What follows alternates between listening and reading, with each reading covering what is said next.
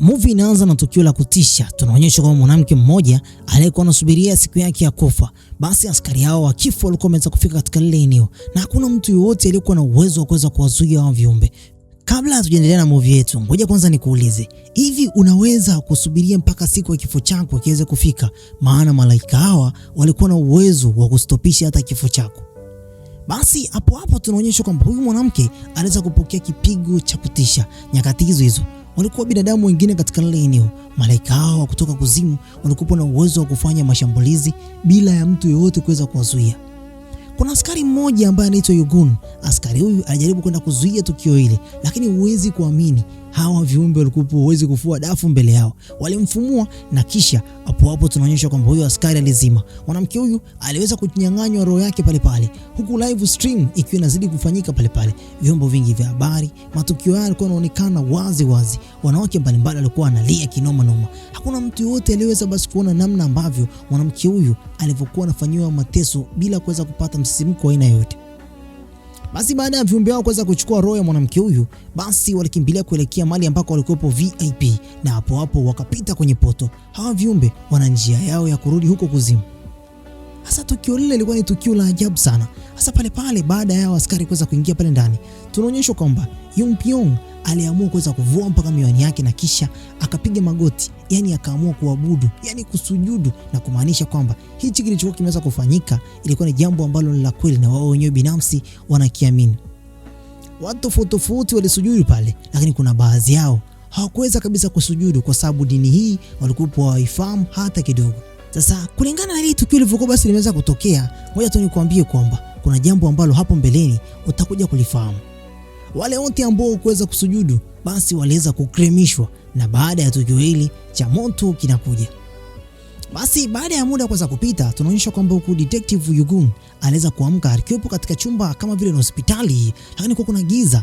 Akaamua basi kutoka nje, akaanza kusema kwamba excuse me, jamani, kuna mtu yote yuko hapa? Akawa anauliza, hakuna mtu yote aliweza kumjibu. Basi akaamua kutoka mpaka nje ya ile hospitali, na baada ya hapo akatafuta gari lake.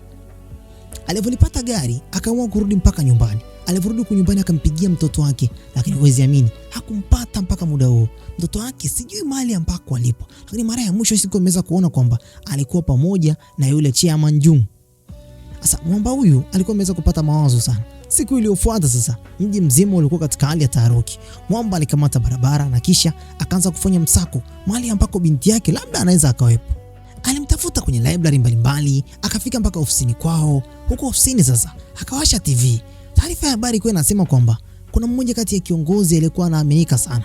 Ndani ya miaka 10 amekuwa akiwapa taarifa mbalimbali kuhusu viumbe hawa, lakini wanajisikia aibu sana kwa kile ambacho binadamu sisi tumekuwa tukikifanya, tumekuwa tukimrudishia, lakini pia wapendo wetu wameweza kutotoka mbele yetu.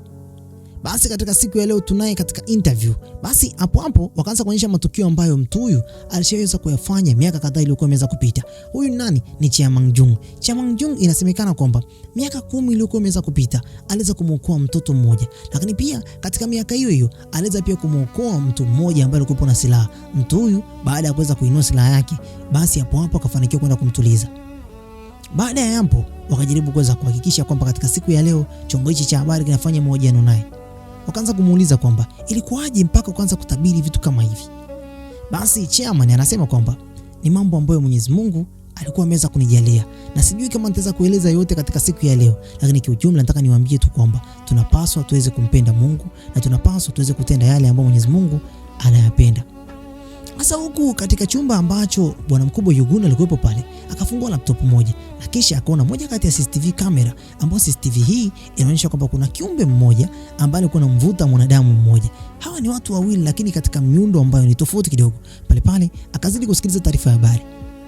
Katika ile taarifa ya habari hata mwanamama, yani Miss Min, naye pia alikuwa anaisikiliza taarifa ya habari. Huyu Chairman alikuwa anazidi kujitamba kinoma. Anasema kwamba kwa yeyote yule ambaye hataweza kusikiliza neno la Mwenyezi Mungu, lazima cha moto kiweze kumpata. Basi huyu mwandishi wa habari anasema kwamba lakini kwa nini imekuwa kwamba matukio yanavyokuwa basi yameweza kutokea, watu wengi ambao wanapata matukio haya wanakuwa ni watu ambao ni wa kawaida tu, lakini dhambi ambazo wamekuwa wameweza kuzifanya hazijulikani, na kwa nini watu wanavutwa kuzimuni? Basi huyu Chairman anasema kwamba yeyote yule ambaye hataweza kunisikiliza katika siku ya leo, mimi ni kama tu mwandishi kwa kile kitu ambacho nimeweza kupewa niweze kukiandika. Kwa hiyo mnapaswa mkifuate, na msipokifuata basi madhara yake ndio haya. Ila pale kipindi ambacho anafanya interview, bwana mkubwa Yugun sasa alipokuwa anatazama ile television akaweza kuona nguo za mtoto wake wa kike. Huyu alikuwa ni Jung. Sasa baada ya kuweza kugundua lile jambo, hapo akawa ameweza kupata mawazo kinoma noma. Akajaribu kuweza kutembea chapchapo ili basi aende kutafuta hilo eneo huyu mwamba anapoongea. Sasa interview ikiwa inazidi kusonga mbele, naye pia bwana mkubwa Yugun akawa anazidi kuchanja mboga. Hii inamaanisha kwamba ili tukio la hivi sasa hajui kama ataenda kulikuta bado likiwa hewani au la. Sasa huyu mwamba wa live streaming alikuwa anajaribu kuweza kusema kwamba mmemsikia kiongozi wetu namna ambavyo basi alivyokuwa anazungumza kwenye interview. Haya yote ambayo alikuwa ameweza kutokea ni matukio ambayo Mwenyezi Mungu anajaribu kuweza kutupa ishara. Sasa akaonyesha kwenye ile live stream kwamba kuna watu mbalimbali walikuwa wameweza kupiga magoti, lakini watu wawili ambaye ni Mr. Park pamoja na Mrs. Min walikuwa hawajapiga magoti. Anasema kwamba watu wao inaonekana kwamba ni watu ambao hawamwamini Mungu wetu. Hawa watu wanapaswa kabisa watoke katika ulimwengu huu. Hii inamaanisha kwamba alikuwa anajaribu kuweza kuwapa watu sumu. Lakini pia akajaribu pia kuweza kumuonyesha bwana mkubwa Yugun namna ambavyo basi alivyokuwa anatembeza chuma kipindi ambacho hawa viumbe kutoka katika ulimwengu mwingine walivyokuwa wameweza kufika pale. Hawa ni malaika kutoka kuzimuni mzee. Asa hapo huyu mwanadada yani mwanasheria Min akaamua kuweza kumchukua mama yake na kisha akamwambia kwamba mama, tunaondoka, upaswe kuweza kufanya jambo la aina yote. Mama yake anasema kwamba mimi natamani kufa kwa amani hapa nyumbani kwangu. Mtoto wake anaambia kwamba mama, mbona unielewi? Nataka niweze kutoa kwa ajili ya amani yako. Basi kipindi ambacho huyu mwanadada alipokuwa basi anakusanya nguo zake, kuna faili moja akaweza kulitazama. Faili hili lilikuwa limeweza kuandikwa kwamba kutoka kwake Pastor Kim kwenda kwa Mrs. Min. Basi pale akaanza kulifungua. Alipofungua hatujui nini ambacho huko ndani basi kwa imeweza kuandikwa, lakini huku nje tunaonyeshwa kwamba bwana mkubwa Yugun alifika katika umati wa watu ambako hapa ndio kama vile center ya eneo ambalo bwana mkubwa Chiamanjung alipokuwa basi anaishi. Watu wengi pamoja na wafuasi mbalimbali walikuwa katika lile eneo. Walivyomuona tu mkononi mwake alikuwa ameweza kushikilia chuma. Hasa akaanza kusema kwamba huyu si yule detective, anafanya nini hapa? Anafanya nini? Watu wakaanza kumzonga pale. Uweze amini, huko basi tunaonyeshwa kwamba Mrs. Min akawa ameweza kugundua kwamba hizi taarifa ilikuwa ni interview ambayo ilikuwa imeweza kufanyika miaka 20 ilikuwa imeweza kupita. Taarifa hizi alikuwa ameweza kutumiwa na hapa ilikuwa ni 2004 ambako basi kitabu hicho kimeweza kuandikwa. Inasemekana kwamba aliandika hicho kitabu alikuwa ni Pastor Kim. Pastor Kim anasema kwamba huyu mtu ambaye kwa hivi sasa ana trend katika mitandao ya kijamii kwa hivi sasa ni mtu ambaye naamini kwamba watu wengi wameweza kujiuliza maswali mengi, ila nitafute nami nitaweza kukupa siri zote kuhusiana na hicho kitabu. Huko tunaonyeshwa kwamba Yugun alivyokuwa basi anazama ndani, walikuwa wanazidi kumzingazinga, lakini uweze amini aliwatishia pale na chuma yake kisha akazama ndani. Alipozama huko kwenye stairs, yani kwenye ngazi, wakawa bado wanazidi kumzingazinga, lakini uweze amini hao wote ni watu ambao wanamwamini Chiamanjung. Hawamwamini Mwenyezi Mungu bali wanamwamini pastor wao. Basi huko ndani ya hicho chumba alipokuwa basi anajaribu kuweza kukivunja, anamgongea lakini alikuwa afungui. Sasa huku tunaonyeshwa kwamba Mrs. Min alikuwa basi anazidi kuchanja mboga, anatafuta njia ya wao basi kuweza basi kutoroka katika mji huu. Akaenda na mama yake katika parking moja ambayo ni katika ofisi yao. Akamwambia mama yake kwamba nisubirie hapa na kisha ninakuja. Basi akawa anapanda kwenye ngazi akiwa anaelekea katika ofisi yao. Uwezi kuamini, akampigia Mr. Park pale.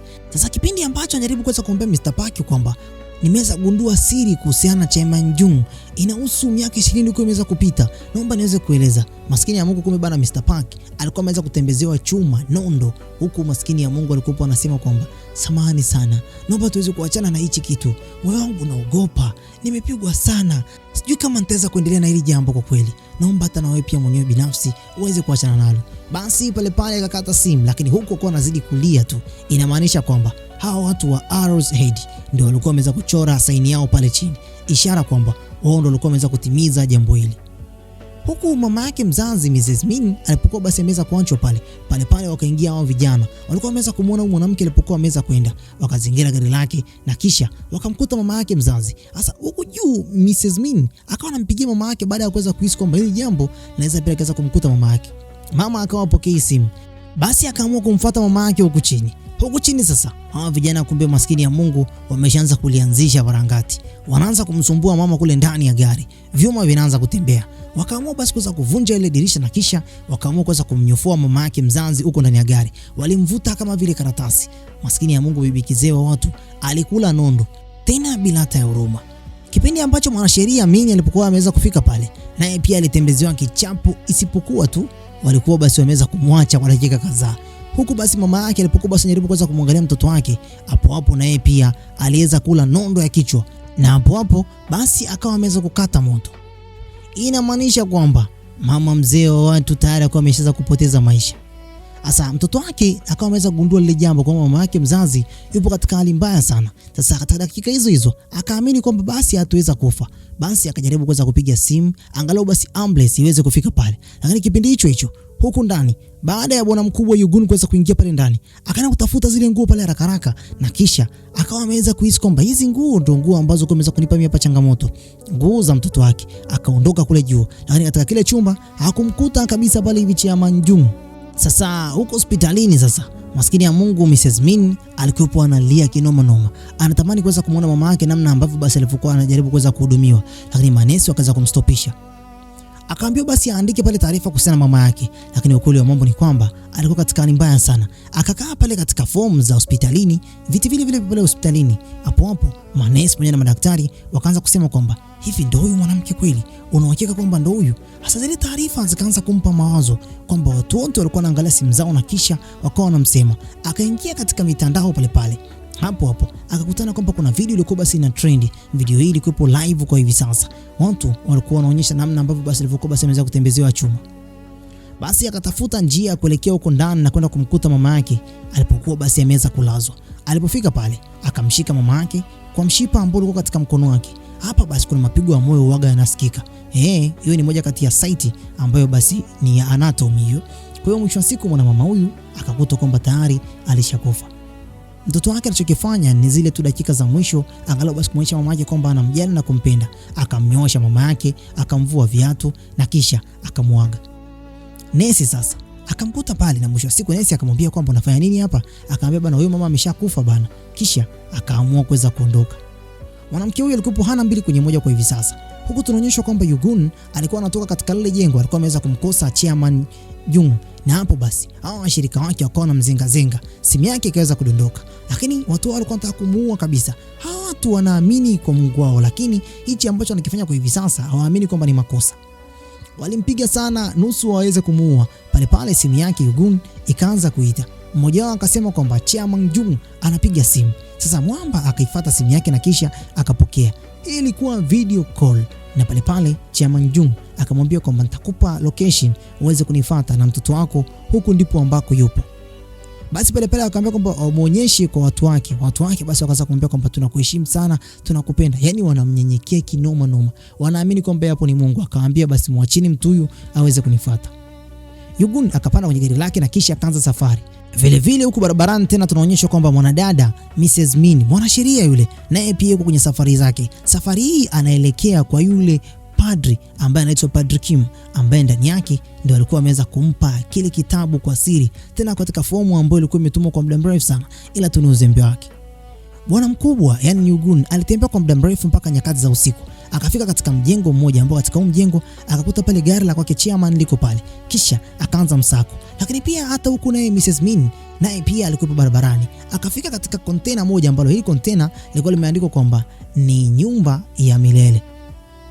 Sasa alivyoingia pale akakutana na bwana mkubwa pale mlangoni. Huyu alikuwa ni Pastor Kim. Pastor Kim akampokea akiwa anatabasamu sana na kisha akamkaribisha mpaka ndani. Huku ndani sasa akamwonyesha kile kitabu ambacho basi alikuwa ameweza kukiandaa. Pastor Kim akamwambia kwamba ngoja nikuonyeshe namna ambavyo mambo yote basi yalivyokuwa ameweza kuanza. Anasema kwamba kuna interview ambayo alikuwa ameweza kufanya pamoja na Chairman Jung kwa miaka 20 ilikuwa imeweza kupita, na interview hiyo ndio hii hapa. Akaiplay pale kwenye kompyuta yake, na interview hiyo ilikuwa imeweza kurekodiwa mwaka 2004. Hasa mwana mama huyu alikuwa na mawazo sana namna ambavyo basi alivyokuwa anamsikia. Anasema kwamba miaka hiyo huyu Chairman alikuwa anasema hivi, yeye ni mmoja kati ya mtu ambaye alikuwa ameweza kupewa taarifa kwamba baada ya miaka 20 kuweza kupita basi atakwenda kufa, na baada ya kufa ataenda kuzimu. Huko tunaonyeshwa kwamba bado bwana mkubwa Yugun alikuwa anazidi kumtafuta Chairman, na Chairman alikuwa hajaonekana. Akaanza kumuita mtoto wake, lengo lake ni kumpata binti yake. Lakini hapo akaanza kusikia mlio. Mlio huu ulikuwa sio mlio wa kitu kingine, bali ni kinanda. Akamkuta Chairman pale, na Chairman akamwambia kwamba nisikilize, acha vurugu kijana. Mzee, una shida gani? Mtoto wako yupo hai. Basi akamwambia kwamba naomba uweze kusikiliza taarifa ambayo nitakupa katika siku ya leo, na wewe ndio utakuwa shuhuda kwa kile ambacho kitaenda kutokea katika siku hii ya leo, lakini nakuomba kitu kimoja tu, ukae kimya. Anasema kwa miaka 20 ilikuwa imeweza kupita, nirudi katika jumba ambalo tulikuwa tunalelewa. Hapo nilikutana na pepo. Pepo huyu aliweza kunipa taarifa kwamba baada ya miaka 20 kuweza kupita, nami basi nitaenda kufa. Na baada ya hapo nilianza kuishi maisha ya mawazo, shida, nikiwa najaribu kutokutenda dhambi, lakini mpaka kwa hivi sasa tarehe yenyewe ndio tarehe hii ya siku ya leo. Akamwambia kwamba una machaguo mawili kwa hivi sasa. Aidha ukamtafute binti yako katika sehemu nyingine, maana hapa hayupo, au mimi hapa nikuambie mahali ambako binti yako yupo, na baada ya hapo uweze kushuhudia kile ambacho kitaenda kutokea, na baada ya hili tukio kwenda kutokea, wewe ndio utakuwa mtu wa mwisho. Sasa huku Kim akaombwa na huyu binti aweze kumpa ile rekodi. Maskini ya Mungu, Kim aliamua kuweza kuifuta kabisa ile rekodi, na kisha akaambia kwamba kwa kweli najisikia vibaya sana kwamba siwezi kukupa hiyo rekodi, tayari nishaifuta. Wakati amefuta muda huo, basi akamwambia kwamba kuna mambo ambayo yanapaswa kuwa siri, na mtu akijaribu kuweza kukuamini wewe, usijaribu kwenda basi kumwanika barabarani. Sasa huko maskini ya Mungu Yugun bado anazidi kudili na huyu pastor, anamwambia kwamba niambie mahali ambako binti yangu alipo. Sisi tunakumbuka kwamba yeye ndo alikuwa mtu wa mwisho ambaye alikuwa na ule mwanamke. Sasa lakini kibaya ni kwamba bado bwana mkubwa Yugun alikuwa haamini kile ambacho pastor huyu alichukua basi ameweza kukisema. Akamwambia kwamba zimbaki dakika 3 tu na kile ambacho kitaenda kutokea kwa hivi sasa, na kuomba kiwe siri, kwa sababu ukirekodi tukio hili watu wangu watazidi kuogopa sana katika ulimwengu mzima. Lakini pia na kuomba ombi moja tu, uende ukaufiche mwili wangu mahali ambako kutakuwa kwa siri, na ukae kimya mpaka pale ambako basi katika ulimwengu huu utakapokuwa umeenda kutoka. Lakini katika siku ya leo mimi nakuachia dunia mikononi mwako, wewe ndio mmoja kati ya mtu ambao utaenda kulinda dunia hii. Sasa nyakati hizo kipindi ambacho basi wanaongea, akaweza kushuhudia tukio la kutisha. Tukio hili lilikuwa si la kawaida. Akamwambia kwamba hao viumbe tayari wameshafika. Alikuwa anaongea kwa uchungu sana, lakini ndio nyakati zimeshaweza kufika kama ilivyokuwa imeweza kutabiriwa. Yeye anasema kwamba ni muda wa unabii kwenda kutimia. Nyakati hizo huku binti naye Mrs. Min anaambiwa kwamba kile ambacho alikuwa ameweza kuambiwa na Chairman Jung kwamba kwa hivi sasa nitaenda kuwa mtu ambaye ni wa kipekee sana katika kanisa lake. Mimi ndo nitakayeenda kuongoza, kwa sababu katika siku ya leo yeye ndo anaenda kufa. Na ukijua kwamba aliniambia kwamba yote yule ambaye atajaribu kuweza kufuatilia historia yake niweze kumuua. Sasa binti akajaribu kuweza kutoka nje. Anatoka nje hivi, anakutana na vijana wa Arrows walikuwa na hasira sana. Wamebeba pale vyuma vyao mzee, wanamsubiria. Binti alikuwa hana pa kwenda. Walimdaka, na kisha huyu Pastor Kim akamwambia kwamba unaonaje, mimi ndo naenda kuwa mtu mmoja kati ya mtu ambaye ni tajiri sana katika ulimwengu huu, na watu wengi wataenda kuniamini. Sasa kwa upande mwingine huko tunaonyeshwa kwamba bwana mkubwa Yugun bado alikuwa na bibi harusi wake mzee, anataka kuweza kufahamu ukweli kuhusiana na maisha yake. Si amesema kwamba anaenda kufa? Basi wakasubiria dakika basi zikawa zimeweza kutimia. Pale mji ukaanza kutikisika. Hapo Yugun akazima tochi yake. Hawa viumbe walimpita Yugun, huwezi kuamini. Kisha wakaanza kumtembezea kichapo huyu pastor. Na nyakati hizo Yugun alikuwa anashuhudia matukio yote, hakuwa na la kufanya mbele ya hawa viumbe, hawezi kufua dafu. Si alipigwa kule nyakati za kwanza, kipindi ambacho basi jaribu kuweza kumuokoa yule mwanamke. Sasa hapo huyu bwana mkubwa kajaribu kuweza kumwambia kwamba naomba uende basi kuteketeza mwili wangu, ufiche mbali. Basi hao viumbe wakaifanya kazi yao, waliuteketeza kabisa huo mwili na kisha ukabaki pale mifupa. Yugun alipitwa na wale viumbe na kisha wakapita kupitia poto. Hapo walipokuwa wameweza kujia mara ya kwanza. Basi mwili ulibaki katika lile eneo na Yugun akawa na utazama tu. Ulibaki mifupa michache tu, lakini roho tayari imeshaweza kuchukuliwa. Sasa hatujui kwamba Yugun aliamua kuweza kuificha hii siri au ataenda kuficha kabisa na huu mwili, kwa sababu watu wake wakija kugundua kwamba pastor wao ameshaweza kufa itakuwa ni kizaazaa. Basi alifunga safari yake na kurudi zake nyumbani. Basi akafika mpaka huko nyumbani. Uwezi kuamini, baada ya kumwona binti yake alishindwa kabisa kuweza kuongea neno la aina yote. Alipomwona binti yake, basi aliamua kuweza kumkumbatia. Kwanza kabisa mke wake alikuwa tayari ameshaweza kufa. Pili, mtoto wake ndio mtu ambaye alikuwa mbaki naye katika ulimwengu huu. Maskini ya Mungu, binti alimkumbatia mzee wake. Oya, huyu binti alikuwa ni strong kinoma. Tena kwa hivi sasa amekuwa ni kiumbe ambacho si cha kawaida. Chaki macho yake mzee. Sasa huku tunaonyeshwa kwamba hivi Mrs. Min, mwanasheria, alitembezewa kichapo na wale Arrows na kisha wakamtupa katikati ya poromoko. Basi tukutane tena katika episode inayofuata. Je, hawa viumbe walitumwa na Mungu yupi? Je, huyo Mungu yuko wapi? Na je, ataonyeshwa au hataonyeshwa? Lakini vipi kuhusiana na bwana mkubwa wa Yugun, kile ambacho alichokuwa basi ameweza kuambiwa? Je, ataenda kutangaza au hatotangaza? Bana, basi dondosha komenti yako hapo chini uniambie umeonaje kazi hii. Bye bye for now.